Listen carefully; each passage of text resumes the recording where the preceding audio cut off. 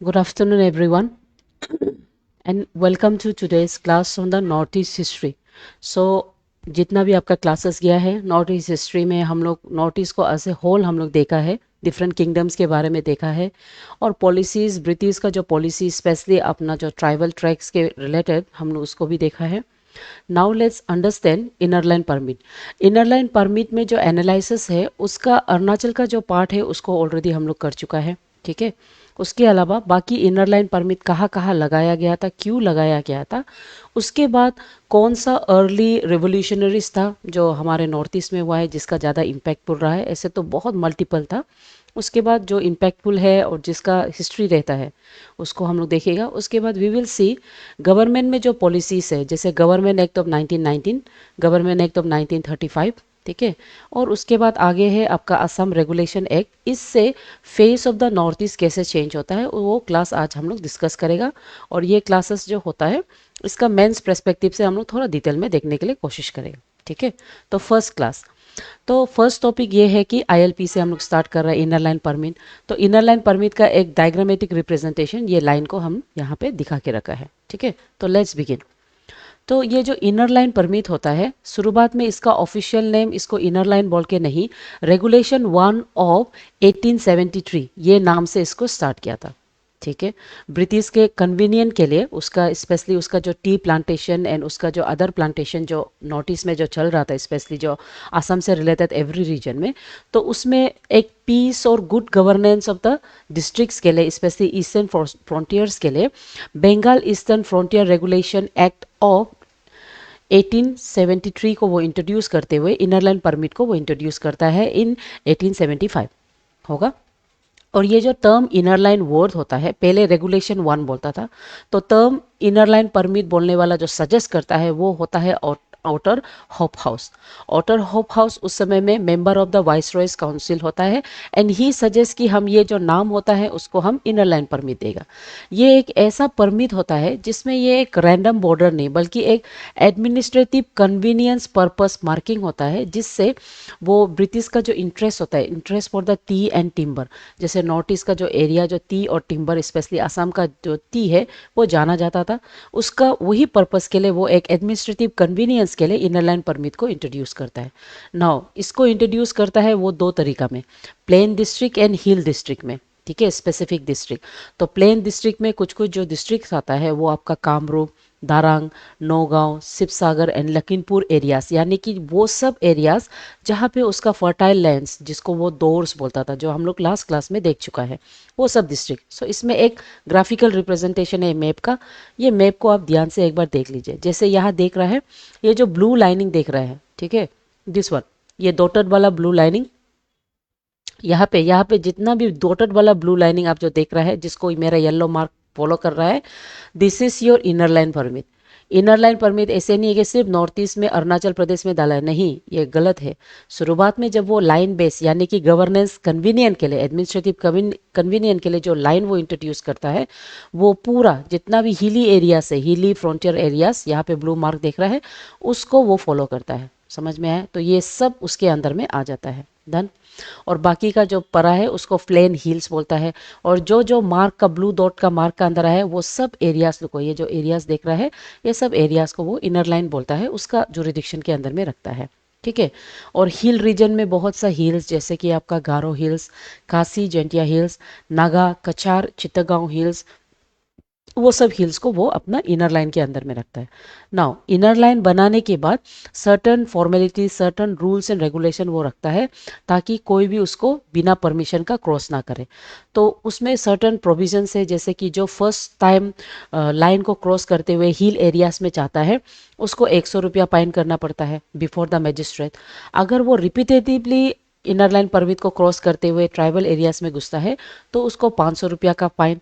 और उसके बेस पे, यानी कि उसका जो मतलब एक्शन है, उसका बेस पे उसको पनिशमेंट इम्प्रिजनमेंट भी दिया जाता था, करीब 3 मंथ्स. ठीक है.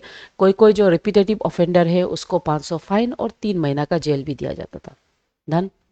Now resource and land protection, British के लिए ये जंगल प्रोडक्ट्स यानी कि जैसे आपका वुड हो गया, आइवरी हो गया, टी हो गया, टिम्बर हो गया, ये ब्रिटिश के लिए बहुत इंपॉर्टेंट था, तो उसको प्रोटेक्ट करने के लिए वो रखा है।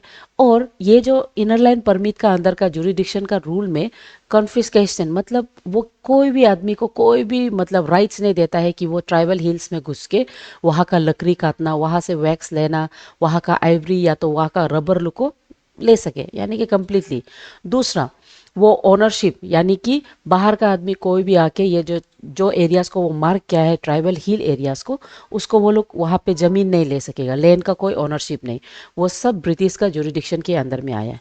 उसके अलावा चाहे वो मतलब बाहर का जो भी आदमी एनी फॉर्म ऑफ जो एनिमल्स होता है, वाइल्ड एनिमल्स या तो कोई भी फॉर्म ऑफ एनिमल्स, वो ये जंगल में उठ के कभी भी नहीं मार सकेगा। ठीक है, उसको स्पॉट मतलब हंटिंग करने के लिए ब्रिटिश से परमिशन लेना पड़ेगा। So that was the perspective. Okay, तो जोग्राफिकल बाउंड्री मार्कर्स वो क्या होता है? सो अरुणाचल प्रदेश में अभी भी and also in most of the tribal state, जब हम किसी एरिया का बाउंड्री बनाता है, जैसे फॉर एग्जांपल ये एक विलेज है, ये दूसरा विलेज है, ओके, सो हम विलेज का जब भी बाउंड्री बनाता है, अभी भी हम लोग ज़्यादातर रिवर्स को ऐसे बाउंड्री मार्क लेता है। ओके, रिवर्स को हम बाउंड्री के तौर पे लेता है, या तो वहाँ पे कुछ बड़ा लोगो होगा, बिग ट्री होगा, या तो कुछ ना कुछ मार्क होता है, लेकिन most of the time we use natural features, और नेचुरल फीचर्स में सबसे अच्छा फीचर्स होता है रिवर। इसी के चलते मैकमोहन लाइन का जो कंट्रोवर्सी है, वो कंट्रोवर्सी बेसिकली इंडिया जो उस हिसाब से मतलब बोलता है कि चाइना का claim on the Siang, Siang से आसपास यानी कि अरुणाचल नहीं है, बिकॉज ऑफ द रिवर, क्योंकि रिवर जो नेचुरल फीचर है बाउंड्री बनाने का। तो इसमें ब्रिटिश भी वही बाउंड्री यूज़ करता है, वो लोग नेचुरल लैंडमार्क जैसे कि रिवर, उसी से वो लोग अपना जो बाउंड्री है, जितना भी लाइन होता है इनर लाइन, उसको वो मैपिंग करता है।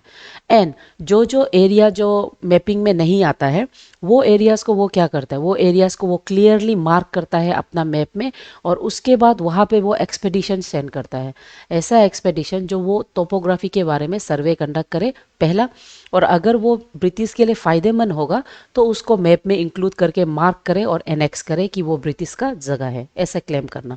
ठीक है, तो जैसे कि टी गार्डन रूल को अगर आप देखें, एक इंटरेस्टिंग फैक्ट है, टी गार्डन रूल में अगर आप देखें, if you follow the map, inner line permit का जो मैप आगे में आपको हम जो मैप दिखाया है, अगर वो मैप को फॉलो करें, यू विल फाइंड ब्रिटिश वो जगह को कम्प्लीटली मैप के अंदर में रखता है जहाँ पे टी प्लांटेशन है, टी गार्डन है।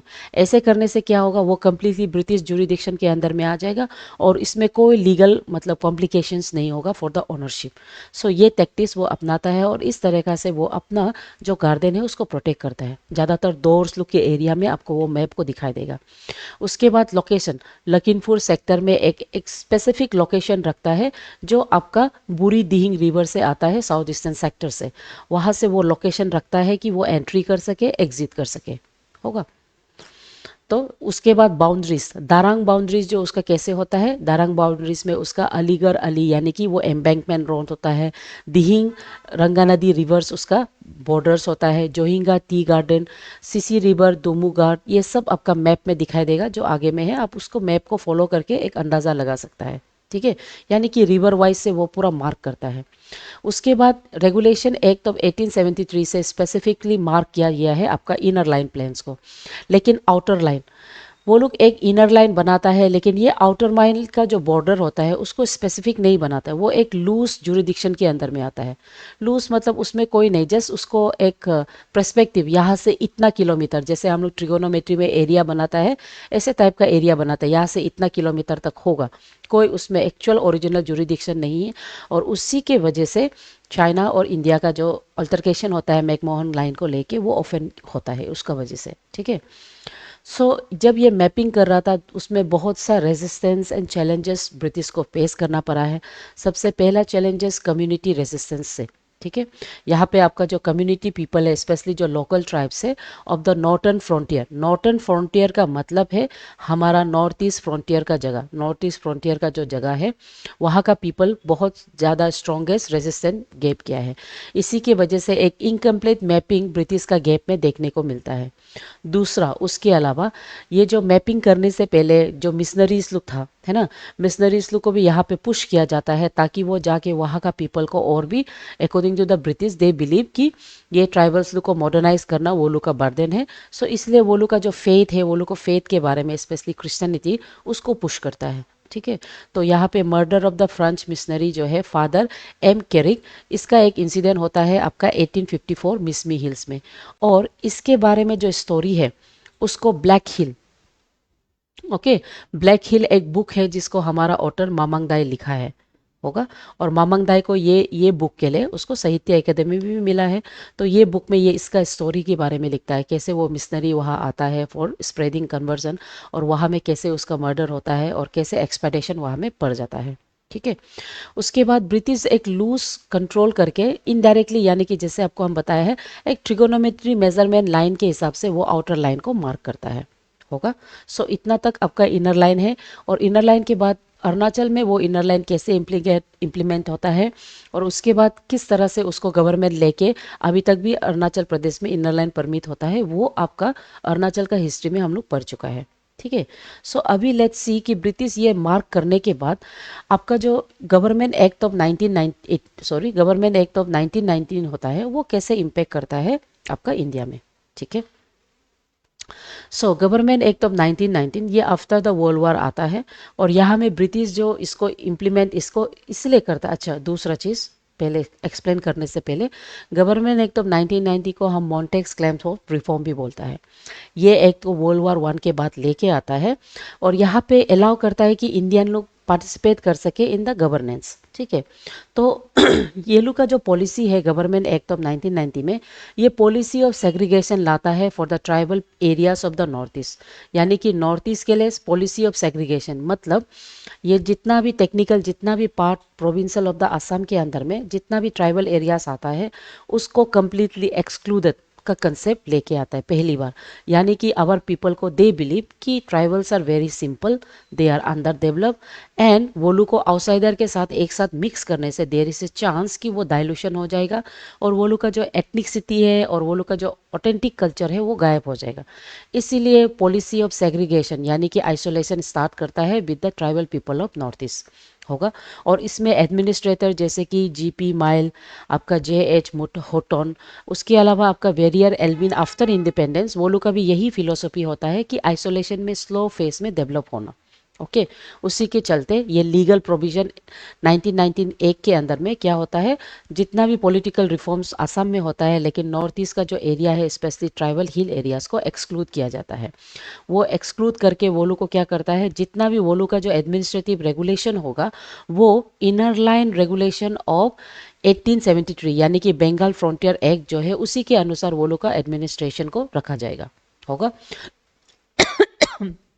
उसी के वजह से देवर एक्सक्लूजन फ्रॉम द डेमोक्रेसी, वो लोग को डेमोक्रेसी का जो रूल होता है उससे एक्सक्लूड किया गया है।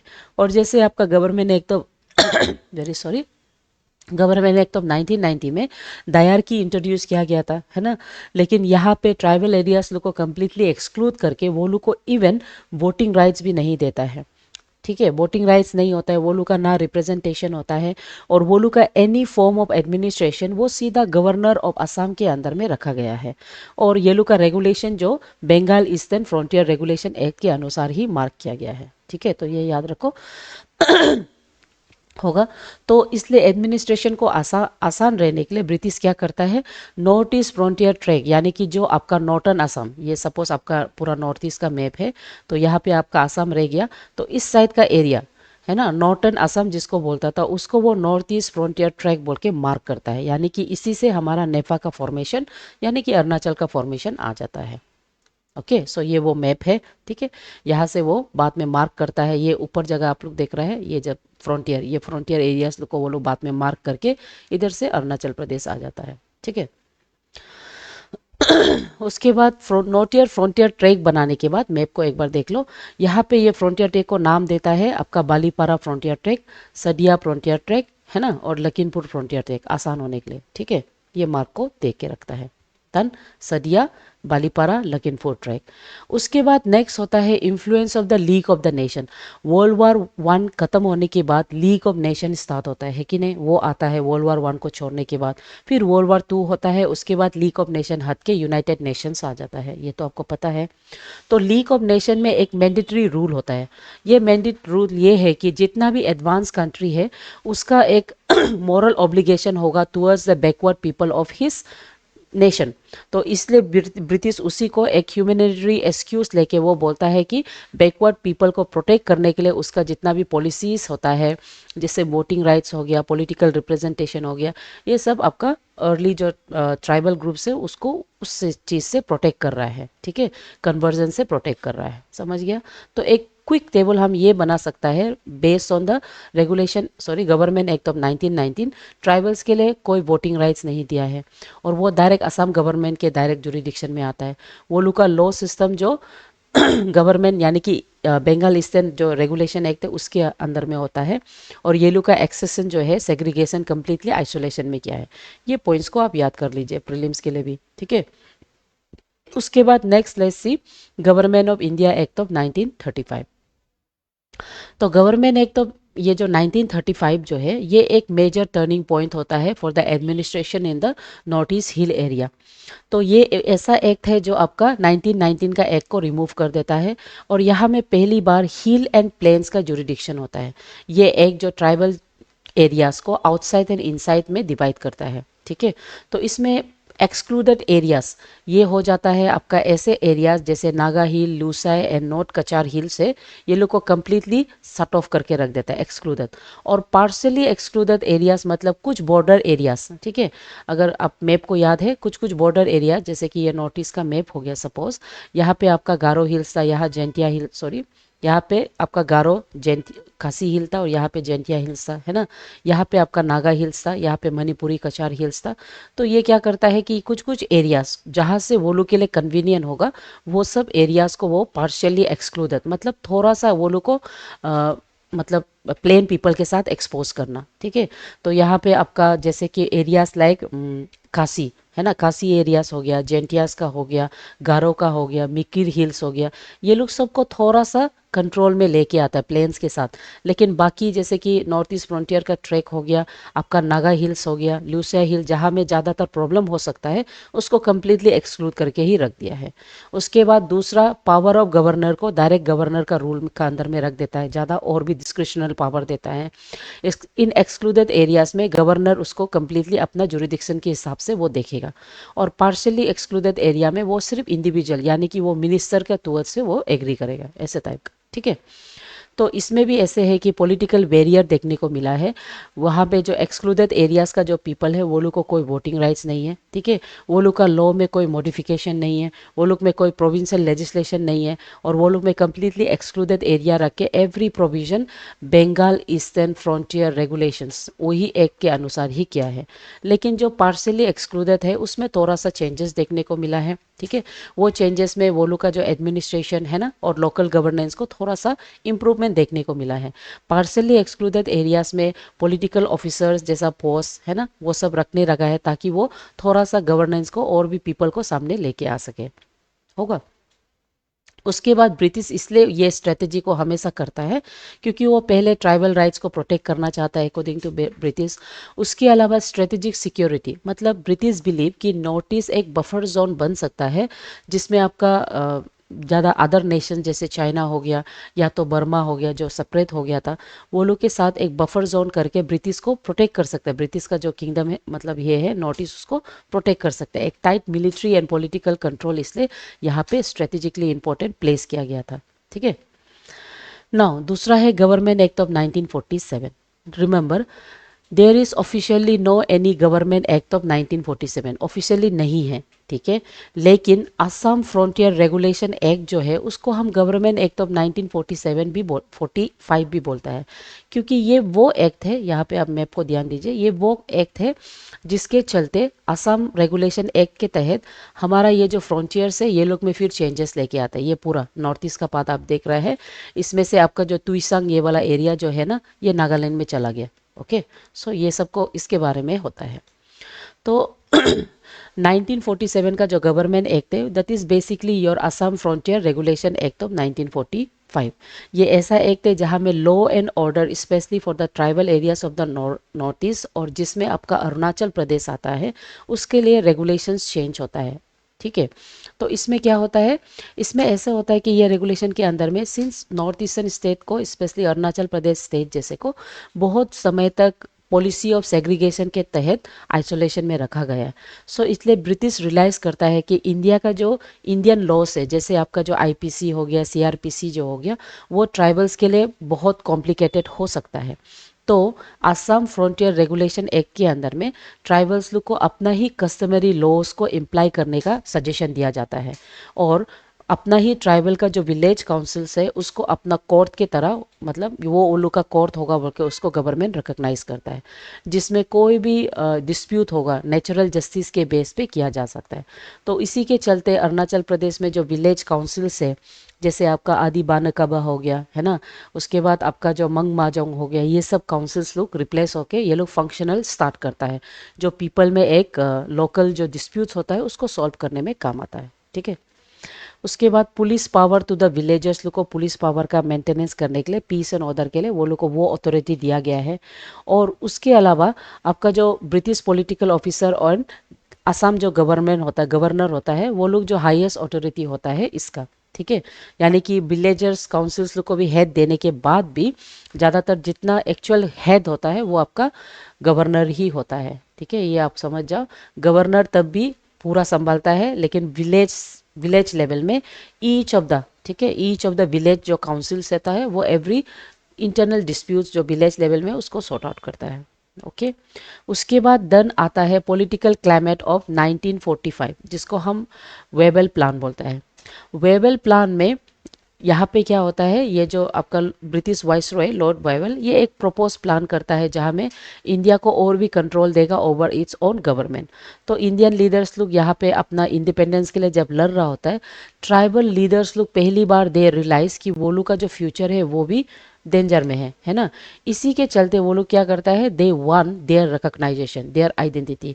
तब जाके पहली बार based on the Maxwell plan उसको सुनते हुए 1945 में एक tribal organisation known as Naga hills district council, जो आगे जाके आपका नागा नेशनल काउंसिल जो बनता है ये निकलता है। सो ये ट्राइबल पीपल्स लोग इसलिए राइज होता है because they want their tribal identity, their unique rights and their land rights to be maintain होगा कि इंडिया इंडिपेंडेंस के समय में वो लोग को एक्सप्लॉइट नहीं होना है।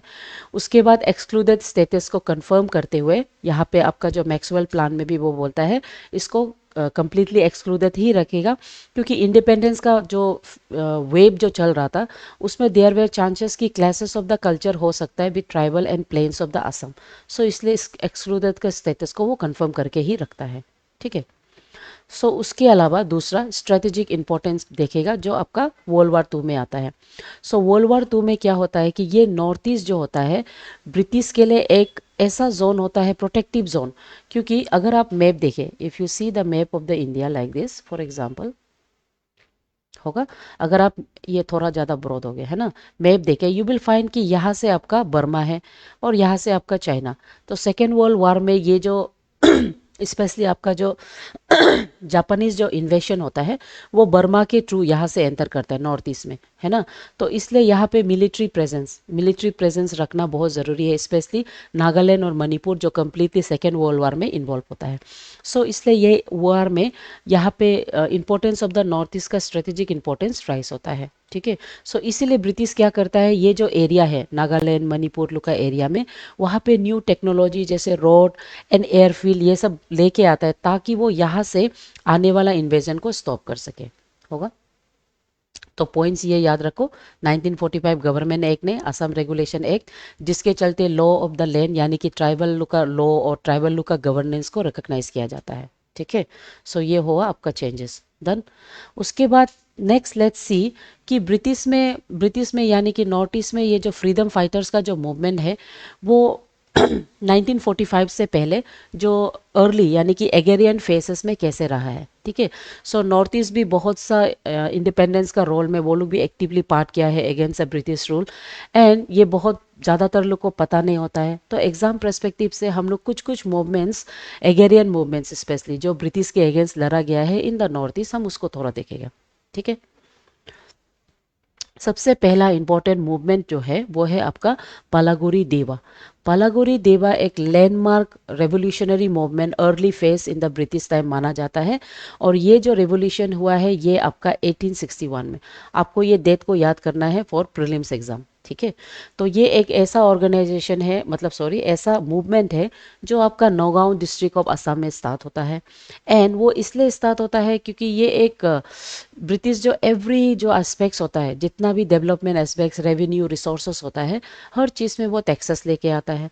लेकिन जब वो लोग बीतलनाथ, है ना, पोपी और बीतलनाथ में जब वो लोग टैक्स डालता है, तब असम का पीसेंट्स लोग ये टैक्स को नहीं मान के तब ये फाइट स्टार्ट होता है। ओके। सो इसका जो मेजर कॉसेस है, जैसे कि सबसे पहले जितना भी पॉपी कल्टीवेशन है उसको बैन किया जाता है ब्रिटिश। उसके बाद रूमर ऐसा होता है कि वो जो तमुल पान है ना, पान, तमुल पान में टैक्सेशन लगेगा, और तमुल पान एक असम कल्चर का एक बहुत इंपॉर्टेंट एस्पेक्ट्स माना जाता है। तो वो लोग इसमें इकोनॉमिक डिस्ट्रेस के चलते वो लोग क्या करता है, रिवॉल्ट करता है। तो यहाँ पे सबसे ज़्यादा इंपॉर्टेंट रोल्स होता है आपका राजी मेलास। राजी मेलास मीन्स पीपल्स असेंबली, वो ट्रेडिशनल विलेज काउंसिल का गैदरिंग है और रिप्रेजेंटेटिव है। ठीक है। तो ये मेलास लोग ब्रिटिश के अगेंस्ट में पहले लड़ता नहीं है, वो लोग बहुत फॉर्मली वे में अक्टूबर 15 1861 में वो लोग ब्रिटिश के वहाँ ऑफिस में जाता है, और वो लोग टेक्सास पॉलिसीज को लेके अपना ग्रीवेंसेस को बताता है।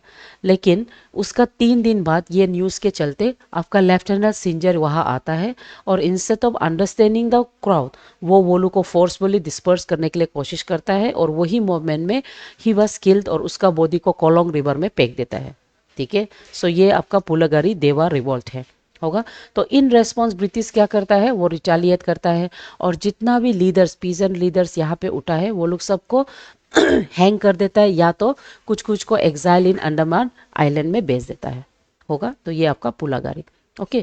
सो इसका इतना सिग्निफिकेंस इसलिए है क्योंकि ये फर्स्ट पीसन मूवमेंट है जहाँ में एक कॉमन आदमी भी ब्रिटिश के अगेंस्ट लड़ने के लिए स्टार्ट होता है, और पहली बार राजमहल यानी कि वहाँ का जो लोकल विलेज काउंसिल है उसका इम्पोर्टेंस को देखने को मिलता है कि वो किस तरह से एक मेजर रिवोल्यूशन असम में लेके आता है होगा। उसके बाद दूसरा रिवोल्यूशन है काशी रेजिस्टेंस। ये काशी रेजिस्टेंस के बारे में आपको हम पहले भी पढ़ाया है। ये रेजिस्टेंस इसलिए होता है क्योंकि काशी आगे रास्ता बनाने के लिए मांगता है ना। ब्रिटिश जब रास्ता बनाएगा बोलता है फ्रॉम द मिजो नागा और आपका जो काशी हिल से वो रास्ता बनाने के लिए बोलता है ब्रिटिश। ये मेघालय का जो काशी पीपल है दे एग्री, लेकिन बाद में ब्रिटिश का जो पॉलिसी चेंज होता है, उसका जो रूमर्स ऐसे होता है कि वो लोग रास्ता बनाएगा और आपको कैप्चर करेगा। तो इसी के चलते त्वेरव सिंह उसके अगेंस्ट में अटैक करता है और रिवॉल्ट करता है, और ये लॉन्ग 4 इयर्स का लॉन्ग गोरेरा वार होता है, लेकिन अनफॉर्चुनेटली ब्रिटिश उसको कैप्चर करता है। ये इंसिडेंट के बारे में ऑलरेडी हम लोग पहले भी डिस्कस किया है। ठीक है।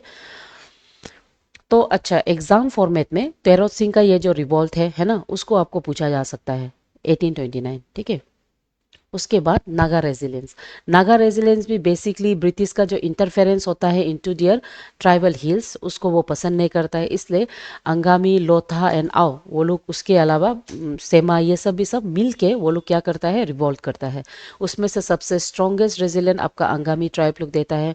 अनफॉर्चुनेटली कोहिमा का जो एरिया है वहाँ में ब्रिटिश अपना हेड क्वार्टर रख सकता है ना, अपना आउटपोस्ट बना सकता है। उसके बाद से वो नागा हिल एरियाज को पार्सली एक्सक्लूडेड बना के उसका एक्सटेंशन करके वो रखता है अपना अंदर में। ठीक है।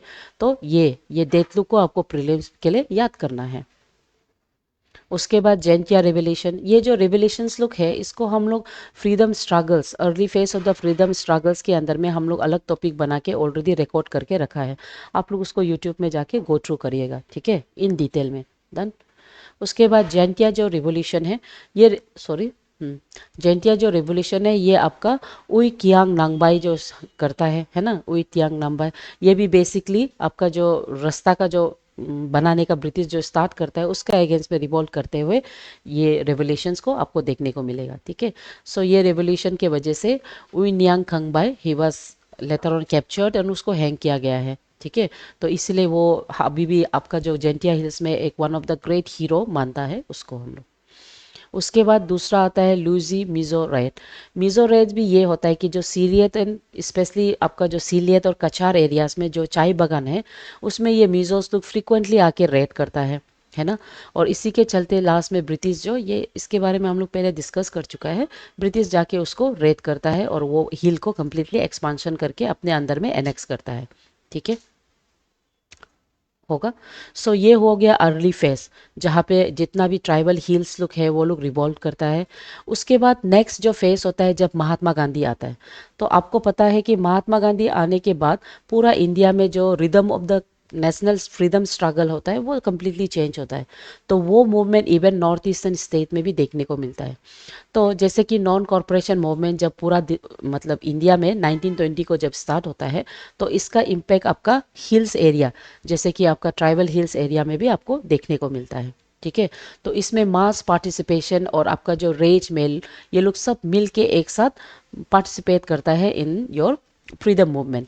सो इसमें बहुत सा प्रोमिनेंट लीडर्स लोग राइज होता है जैसे तरुण राम पुकोन, नवीन चंद्र बोरदोलोई एंड चंद्रनाथ शर्मा। ठीक है, दे वो लोग जो movements in the Assam and जितना भी एरिया से उसको वो लोग लीड करता है, जहाँ में थाउजेंड्स ऑफ स्टूडेंट जो अपने स्कूल को छोड़ के आपका पुकोन और बोरदोलोई के पीछे में ज्वाइन करता है इन फ्रीडम स्ट्रगल्स। ओके, उसके अलावा impact of the tea garden, तो इसमें impact of the national movement ये होता है कि लेबर जो आपका टी गार्डन स्पेशली सुरमा और अपर सियाम में, अपर असम का जो वैली है वहाँ में वो लोग राइज करता है अगेंस्ट द ब्रिटिश। ठीक है, उसके बाद दूसरा है चारगोली एक्सोडस। चारगोली एक्सोडस का ईयर को आप याद कर लो। ठीक है, 1921। नाउ ये एक्सोडस क्या है? ये ऐसा एक्सोडस है जहाँ में चारगोली आपका सीलियत का जगह में है जहाँ में चाय बागान उगता है। ठीक है, तो ये चाय बागान का labourer on the call of Mahatma Gandhi वो लोग पूरा काम को छोड़ के गांधी महाराज की जय चिल्लाते चिल्लाते वो लोग चला जाता है अगेंस्ट द ब्रिटिश। ठीक है, वो लोग नहीं मानता है। सो उसको हम चार गोली एक्सोडस बोलते हैं, जब लेबरर लोग अपना काम को छोड़ के फ्रीडम स्ट्रगल मूवमेंट में इन्वॉल्व होता है। तो इसमें सबसे ज़्यादा ब्रिटिश का ब्रुटलिटी आपको देखने को मिलेगा नॉर्थ ईस्ट का स्ट्रगल में, जहाँ में जितना भी मासस है ना labourers they were beaten very badly. और यहाँ पे मतलब बहुत कुछ मतलब अनफॉर्चुनेट इनह्यूमैनिटेटरी चीज़ ये लेबरर लोग के साथ करता है। ठीक है, उसके बाद participation of the tribal communities, जितना भी ट्राइबल कम्युनिटीज़ जैसे कि excluded and partially excluded areas का है, they also started many tribal movements. कुछ कुछ मूवमेंट्स का नाम है जेलियांगग्रोंग मूवमेंट। ठीक है, ये एक ऐसा मूवमेंट है जिसको मणिपुर और नागालैंड में आपका हेपोई जादानोंग स्टार्ट करता है ना। हेपोई जादानोंग से और एक इम्पॉर्टेंट एस्पेक्ट्स आपको याद करना है, शी इज़ द पर्सन जो आपका हिराक्का मूवमेंट, ठीक है, हिराका मूवमेंट को स्टार्ट करता है। हिराका मूवमेंट मतलब ब्रिटिश लोग का इन्वेंशन इंटरवेंशन में क्रिश्चियनिटी बहुत फैल जाता है नॉर्थ ईस्ट एरिया में। तो ये हिराका मूवमेंट बेसिकली ऐसा मूवमेंट है जिसको हम ट्राइबल मूवमेंट्स भी बोलता है। ये मूवमेंट में आपका जो ट्राइबल्स है वो लोग का जो रिलीजियस कन्वर्सेशन हो रहा था उसके अगेंस्ट में ये मूवमेंट को स्टार्ट करता है आपका हेपोई जादानोंग। ठीक है, ये हेपोई जादानोंग जो ये आपका कजिन है ऑफ रानी गाइतिंगलू। तो इसको जब ब्रिटिश लोग हैंग करता है तब जाके रानी गाइतिंगलू ये मूवमेंट को स्टार्ट करता है और ब्रिटिश के अगेंस्ट में वो फाइट करता है। उसके अलावा ब्रिटिश बहुत सा डिफरेंट टाइप्स ऑफ टैक्स वो लोग इंक्लूड करता है। सो इसी के चलते मेनी ऑफ द ट्राइबल्स वो लोग एंटी टैक्स कैंपेन भी स्टार्ट करता है अगेंस्ट द ब्रिटिश। ठीक है, उसके बाद एपियम एंड लिक्योर प्रोहिबिशन, तो ब्रिटिश को लड़ने के लिए नेशनल कांग्रेस मूवमेंट जब स्टार्ट करता है ट्राइबल पीपल लोग क्या करता है, ओपियम और जितना भी लिक्वर का सेलिंग मतलब बिजनेस होता है उसको कम्प्लीटली वो लोग अवॉइड करता है, जिसके वजह से ब्रिटिश का इकोनॉमी को हैम्पर हो सके। ठीक है, होगा। उसके बाद visit of the Mahatma Gandhi, Mahatma Gandhi का विजिट एक टर्निंग पॉइंट रहता है असम में। पहली बार वो असम में आता है और असम का जो वीमेन है, असम का जो कल्चर है उसको वो बहुत प्रेस करता है। ही बिलीव कि असम एक स्टोरी गोल्डन स्टोरी बून सकता है, यानी कि असम का मुगा के बारे में वो बताता है।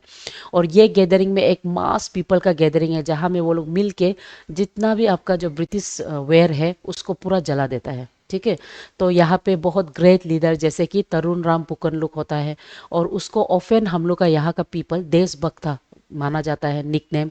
नवीन चंद्र बोरदोलोई उसको हम लोग करमवीर भी बोलता है। These are some of the nicknames. ठीक है, उसके बाद सिविल डिसोबीडियंट मूवमेंट, जब महात्मा गांधी दांडी मार्च पूरा नॉर्थ मतलब सेंट्रल इंडिया लुक में वो कॉल करता है, जिसमें वो लोग नमक बनाता है, तो इसमें नॉर्थ ईस्टर्न स्टेट में एक प्रोसेस देखने को मिलता है। दांडी मार्च के अगेंस्ट में नॉर्थ ईस्ट में कनिंगम सर्कुलर प्रोटेस्ट चलता है। कनिंगम मतलब उस समय में जे आर कनिंगम, वो पुलिस का डायरेक्टर था नॉर्थ ईस्ट रीजन में, और वो एक सर्कुलर पास करता है पेरेंट्स लोग को कि स्टूडेंट लोग कभी भी इस तरह का मूवमेंट में इन्वॉल्व नहीं होना है।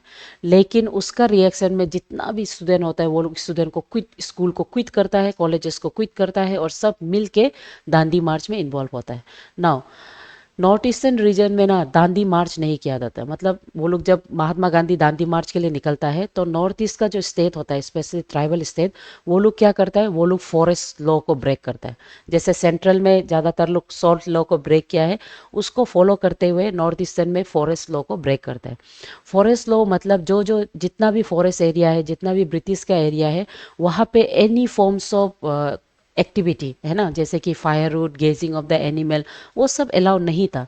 तो इसलिए वो लोग क्या करता है, ये फॉरेस्ट लॉ को वो लोग ब्रेक करता है। वो लोग वहाँ जाता है, वहाँ से लकड़ी उठाता है, एनिमल गेज करता है, वहाँ में जाके अपना जो ज़रूरी है प्लांटेशन टिम्बर लोग को काटता है, ठीक है।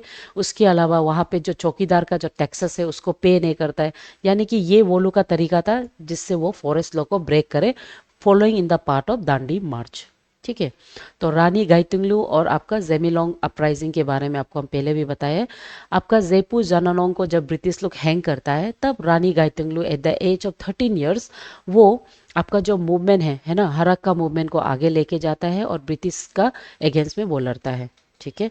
और यहाँ पे वो जितना भी पीपल होता है वो लोग को encourage करता है ना। और इसीलिए सी वॉज लेटर और कैप्चर्ड, है ना, सेंटेंस टू लाइफ इम्प्रिजमेंट। और बाद में राहुल महत सॉरी बाद में आपका जवाहरलाल नेहरू जो उसको टाइटल ऑफ रानी देता है, queen of the people. So she is often considered as the one of the freedom fighters of Manipur and Nagaland hills, ठीक है।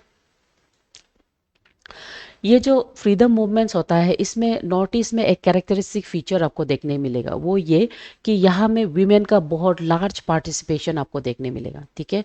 वीमेन लोग ज़्यादातर फ्रंट सॉल्स में आपका जो ये क्या बोलते हैं, कंप्लीटली इन्वॉल्व होके ब्रिटिश का जो मार्केट होता है, लोकल मार्केट, उसको भी वुमेन लोग कंप्लीटली स्टॉप करता है, ठीक है। And there are certain women freedom fighters also, जैसे कि पुसालता दास, अमलपुरा दास, है ना, Chandraprabha Saikiani. They were those female leaders जो on the call of Mahatma Gandhi सब जितना फॉरेनर्स का जो प्रोडक्ट है उसको जला देता है, उसमें और दोबारा ना काम नहीं करता है, और खादी में डिपेंड करता है, चक्कर ना, चक्री बना के, स्पिन बना के खादी पे डिपेंड करता है, ठीक है। सो उसके अलावा ओपियम एंड स्वेडिश, ये तो लिकर को अवॉइड करता ही है, ये तो आपको पता है ना। उसके बाद then comes quit India movement of 1942। Quit India movement एक फाइनल स्ट्रगल होता है फॉर इंडियन इंडिपेंडेंस, और यहाँ पे excluded areas and frontier areas एक बहुत strong involvement, strong role play करता है, ठीक है। तो जैसे महात्मा गांधी डू और दाई ये स्लोगन आता है, तो ये एक वाइल्ड फायर के तरह ब्रह्मपुत्र सुरमा वैली का जो रीजन है, स्कूल, कॉलेजेस, मार्केट, एवरीवेयर में ये छा जाता है, और यहाँ पे कंप्लीट शटडाउन आपको देखने को मिलता है। और यहाँ पे आपका जो British, specially Manipur and Nagaland, वो लोग वो एरिया है जो ब्रिटिश का अगेंस्ट में लड़ते हुए जितना भी वहाँ का जो ट्रेन होता है, टेलीग्राम वायर्स होता है, वो सबको पुलिस स्टेशन को जला देता है, कट कर देता है। और ऐसे करके वो लोग आपका जो इंडियन नेशनल आर्मी जो होता है वो मणिपुर और नागालैंड तक आता है कैप्चर करने के लिए, यानी कि इंडिपेंडेंट नॉर्थ ईस्ट को, मतलब इंडिपेंडेंट इंडिया को नॉर्थ ईस्ट से फ्री करने का स्टार्ट का जो करिकुलम होता है उसको देखने को मिलता है, ठीक है। तो ये जो सेक्रीफाइस में there are certain quit India movement में नॉर्थ ईस्ट से बहुत सब famous brave young freedom fighters देखने मिलता है, जैसे कि कनकलता बोरुआ, जो 17 ईयर्स का ओल्ड लड़की गोहपुर का जो पुलिस स्टेशन में अपना नेशनल फ्लैग को होल्ड करता है, and because of that she was shoot down. उसके बाद कुशल कॉन्वर, वो इंडिया का वो मिट है जो इंडिया क्विट इंडिया मूवमेंट में उसको हैंग किया जाता है, ठीक है, because she was falsely accuse कि वो सिलापत्थर का रास्ता में सपूर पत्थर रास्ता में डिट्रेलिंग कर दिया है होगा। So they were the brave soldiers की जो नॉर्थ ईस्ट का साइड से कंप्लीट क्विट इंडिया मूवमेंट में इन्वॉल्व होता है होगा। उसके बाद ट्राइबल रोल्स, ट्राइबल जैसे कि बोरो, मिसिंग, कचारीस, वो लोग भी शांति सेना प्रोटेस्ट में इन्वॉल्व होता है, जिसके चलते वो ब्रिटिश का जो सप्लाई लाइन उसको डिस्टर्ब करता है। उसके अलावा like I said, Khasi, Jaintia hills, they were the protesters, वो लोग जितना भी ऐसे प्रोटेस्टर्स है जो आपका रेवोल्यूशनरीज को फूड सप्लाई देता है, ठीक है। Then comes from the exam perspective battle of Kohima. Battle of Kohima 1944, ये वो बैटल है जहां में इंडियन नेशनल आर्मी को लेके हुए सुभाष चंद्र बोस नॉर्थ ईस्ट का सॉइल में पहली बार आता है। और नॉर्थ ईस्ट में मणिपुर और नागालैंड में with the help of the Japanese soldier, ये जो एरिया है नॉर्थ ईस्ट का एरिया को ब्रिटिश राज से फ्री करने के लिए स्टार्ट करता है, जिसमें पहली बार आपका जो तिरंगा उसको मोरयांग, सॉरी नॉट मोयरांग, मोयरांग इन मणिपुर में फ्लैग होस्ट करता है सुभाष चंद्र बोस, ठीक है। और इसी के चलते यहाँ पे नॉर्थ ईस्ट का जो वीमेन है वो लोग भी ये वार में इन्वॉल्व होता है, आपको सपोर्ट करता है सुभाष चंद्र बोस को। And death squads known as Mrityu Vahini, ये स्क्वाड कंप्लीटली वुमेन का होता है। ये लोग अगर मैन अरेस्ट होगा तो ये वीमेन लोग आके सेक्रीफाइस करेगा for the freedom struggle. Okay, so उसमें कुछ कुछ नाम है, पुष्पा लता दास, ये आपको हम बता दिया, भोगेश्वरी पुकोनी, ये लोग सब है। डन। सो क्विट इंडिया मूवमेंट और इंडिपेंडेंस, यहाँ पे एक इंटेंस पॉलिटिकल ट्रांजिशन पूरा नॉर्थ ईस्ट में आपको देखने को मिला है। एंड यहाँ पे ट्राइबल पीपल्स, एक पॉलिटिकली कॉन्शियसनेस ट्राइबल पीपल्स के अंदर में आ जाता है, और यही जाके आपका फाइनल फुस फॉर द यूनिफाइड इंडिया आपको देखने को मिलता है, ठीक है। सो ये जो बैटल्स के बारे में आपको ये मालूम करना है, बैटल ऑफ कोहिमा और इम्पाल 1944, ये याद रखो, ठीक है। यहाँ पे पॉइंट्स को फिर से हम बनाए, नेशनल इंडियन आर्मी फिर से आता है, और यहाँ पे मोइरांग में पहली बार ट्राइब नेशनल जो फ्लैग है उसको होस्ट किया जाता है। ये सब पॉइंट्स जो प्रीलिम्स के लिए ज़रूरी है, जो इसका एक्सप्लेनेशन आपको हम दिया है और आपको इसको देखना है, ठीक है, होगा। उसके बाद यहाँ पे grouping scheme and cabinet mission plan में नॉर्थ ईस्ट को क्या इफेक्ट होता है। नॉर्थ ईस्ट को ज़्यादातर ना ग्रुप सी यानी कि मुस्लिम मेजोरिटी बंगाल ग्रुप में डाल देता है, और इसी के वजह से पीपल ऑफ असम फेयर होता है कि वो लोग को फोर्स यानी कि ईस्ट पाकिस्तान में फोर्स किया जा सकता है। तब जाके गोपीनाथ बोरदोले एक मासिव प्रोटेस्ट रहता है, और with the support of Mahatma Gandhi वो असम और नॉर्थ ईस्ट का जितना ट्राइबल एरिया से उसको इंडिया के अंदर में रखने का मतलब सफलता होता है, सक्सेसफुल होता है। रिमेंबर, अगर गोपीनाथ बोरदोले का सपोर्ट यानी कि महात्मा गांधी का सपोर्ट फॉर द गोपीनाथ बोरदोले नहीं होने से आप इमेजिन कर सकता है कि सिर्फ बांग्लादेश तक है ना, सॉरी बंगाल, वेस्ट बंगाल तक ही इंडिया का मैप होना था। हिल एरियाज लोग और बाकी जितना एरियाज असम लोग, हम लोग सब बांग्लादेश चला जाना था। लेकिन ये it was the effort of Gopinath Bordoloi and Mahatma Gandhi, जिसके वजह से असम और उसका ट्राइबल हिल्स लोग अरुणाचल यानी कि इंडिया के साथ रह सका है, ठीक है। तो उसके वजह से बहुत सा important after the political consciousness tribal people के अंदर में आ गया, तब जाके Naga national councils look form होता है, मिजो यूनियंस लुक फॉर्म होता है, Kashi Jaintia federations look form होता है, ठीक है, होगा। So let's see about Bordoloi sub committee, जो हमको बचाता है ना, हम लोग को बांग्लादेश जाने नहीं देता है, और उसके बाद वो north eastern specially Arunachal Pradesh का एरिया में क्या क्या चेंजेस लेके आता है। अरुणाचल प्रदेश का एरिया में बोरदोलोई कमेटी ऐसे कमेटी होता है जो गवर्नर का पावर ऑफ अरुणाचल यानी कि नॉर्थ ईस्ट फ्रंटियर ट्रैक को उसको चेंज करा के नॉर्थ ईस्ट फ्रंटियर डिवीजन बनाता है, और वो पावर को सेंट्रल में वो पुश करता है, और वो proper border demarcation of Arunachal then now Arunachal and Assam के बारे में वो बताता है। उसके अलावा वो बोलता है कि ये जो एरिया है असम का as well as north east frontier tract, उसको एक 6 शेड्यूल के अंदर में डाले, शेड्यूल के अंदर में उसमें एक ऑटोनोमस काउंसिल भी डाले, ठीक है। लेटर ऑन जाके जब हम लोग का अरुणाचल प्रदेश बनता है हम लोग को 5th शेड्यूल में डाल देता है, लेकिन असम अभी भी 6th शेड्यूल के अंदर में है, होगा। उसके बाद दूसरा है सेलियट रेफरेंडम। ये सेलियट रेफरेंडम ऐसा पार्ट है जहाँ पे रेफरेंडम मीन्स ऐसे पॉट जहाँ में पब्लिक खुद वोट करता है, खुद डिसाइड करता है, ठीक है। तो ये लोग ऐसे डिसाइड करता है कि ये लोग को पूछा जाता है कि क्या तुम इंडिया बैठेगा या तो तुम पाकिस्तान जाएगा यानी कि ईस्ट पाकिस्तान। तो उसमें मोस्ट ऑफ द सीलियत लोग ये बहुत मारता है कि वो लोग ईस्ट पाकिस्तान ज्वाइन करेगा, एक्सेप्ट फॉर करीमगंज डिवीजन। और करीमगंज डिवीजन जो अभी तक भी हमारा बॉर्डर लाइन है विथ बांग्लादेश, ठीक है, जो तो इसीलिए most of the part of the Sylhet जो बांग्लादेश चला गया है, होगा। ये भी ये डेट को आप याद करो, ये डेट पूछा जा सकता है प्रीलिम्स में, होगा। तो ये आपका समरी है, समरी को एक बार देख लो, फाइनल पुश होगा की टी के वे। ये याद रखो, नॉर्थ ईस्टर्न रीजन सबसे आइसोलेशन होने से भी we are of very unique culture and land of the tribal peoples, but still freedom movement में हम लोग one of the most integrated form of मतलब जॉइन आपको देखने मिलेगा, यूनिकनेस आपको देखने मिलेगा, जो कम्प्लीटली फ्रीडम के लिए एक साथ मिलके इंडिया के साथ नेशनल फ्रीडम मूवमेंट में इन्वॉल्व हुआ है। ठीक है, सो विद दिस आपका जितना भी नॉर्थ ईस्ट हिस्ट्री है हम लोग ख़त्म कर लिया है। तो ये क्लासेस लोग को आप लोग गो थ्रू करिए। एंड ऑल्सो इम्पोर्टेंट पॉइंट्स ये है कि कुछ कुछ फ्रीडम मूवमेंट्स को इतना डिटेलली 10 बार डिस्कस नहीं किया, क्योंकि इसका भी हम लोग अलग से डिस्कस कर चुका है। आप लोग यूट्यूब में भी जाके देख सकता है दोबारा। ठीक है, और उसके बाद लेट्स सी कि अगर हम हिस्ट्री ख़त्म किया है, इसके बाद ज्योग्राफी का पार्ट्स हम लोग देखना चाहेगा, ईच हिल्स के बारे में हम लोग एक्सटेंशन को देखना चाहिए।